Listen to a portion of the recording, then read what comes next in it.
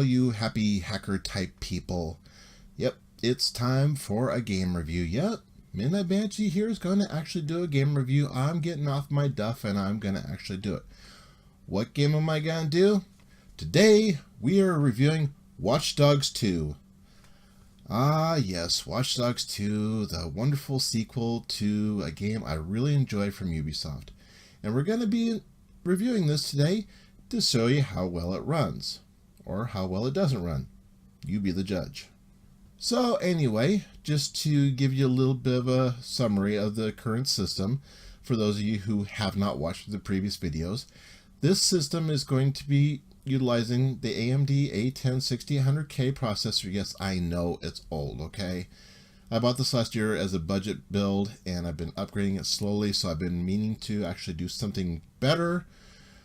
But this is what I'm testing out now. So it's got the A10-6800K running 16 gigs of DDR3 memory, 1600 megahertz. It is running the XFX RX 480 8 gig card. Everything's running bone stock, nothing overclocked. It's all just running regular speeds on air cool. So I just want to show you how it does on some different areas of the game and see what you think of it. For me, it wasn't as horrible as I thought it was going to be. I knew it was not going to be glassy smooth. That's going to be for the new build. It's going to be for the Kaby Lake build coming up next month. Here's what I found out so far. Check this out. Okay, so here in this clip, we're watching Marcus doing what he does. He's skulking around, hiding for cover. And in this game, it's kind of cool because he actually has the option of using a taser instead of a gun, although you do get guns later on in the game, so that part hasn't really been lost in this game. But in this one, where he's kind of sneaking around trying to make sure that, you know, he's not causing too much attention, he does have the taser. This area runs about 40s into the 50s.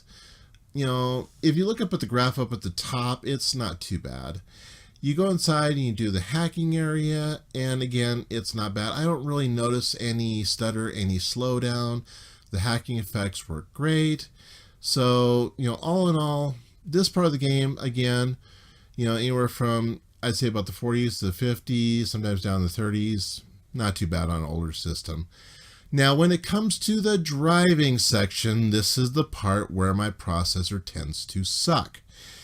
It will stutter, it will slow down, and granted, the game is doing auto detect and it's saying you should run everything on ultra, so like an idiot I decided to follow its advice and went on ultra, and it's going from the 20s into the 30s, and as you can tell, it is slowing down, and even bringing up the menu sometimes takes a little while longer because of everything that it's trying to do.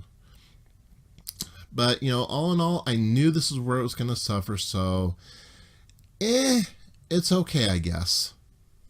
It's not too bad. Okay, so what do we take away from this? Does the game play decently on an older CPU such as the A10-6800K? It runs okay. It's not going to be a stellar performance by any means, especially if you go along with the recommended settings that the game tells you to with an RX 480 and says bump everything up to ultra. In the walking and the hacking sections, you're probably not going to run into too much problem. You're probably going to get anywhere from high 30s to up to 50s, maybe into 60s. It all depends on your setup. The driving section is really where it's going to suffer though.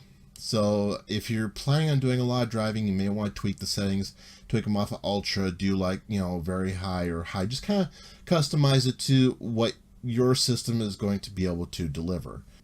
Now, I know one of the things that people have been asking me in a lot of the videos that I do with gameplay is they ask, how hot does the graphics card run?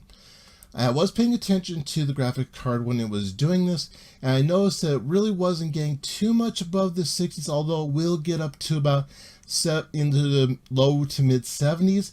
This is normal for this card. I have been told by XFX before, this is not a bad temperature reading. So it does run a little warmer, but it still runs just fine. It's still within the normal temperature range. Don't worry about it. As long as you have the newest drivers on your card, you're going to be perfectly fine. Like I said, it didn't really get anywhere above 75 from what I've been seeing. So I'm happy with the temperatures on this particular card.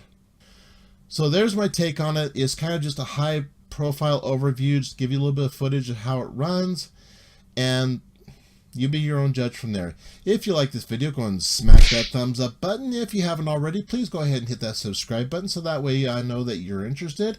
And I'll be bringing you more random stuff every week. So until next time, here, this is Midnight Banshee, always saying be original, be yourself, enjoy your games, and learn something new every day. Because you really should. Life is a learning experience. Take advantage of it. See you next time.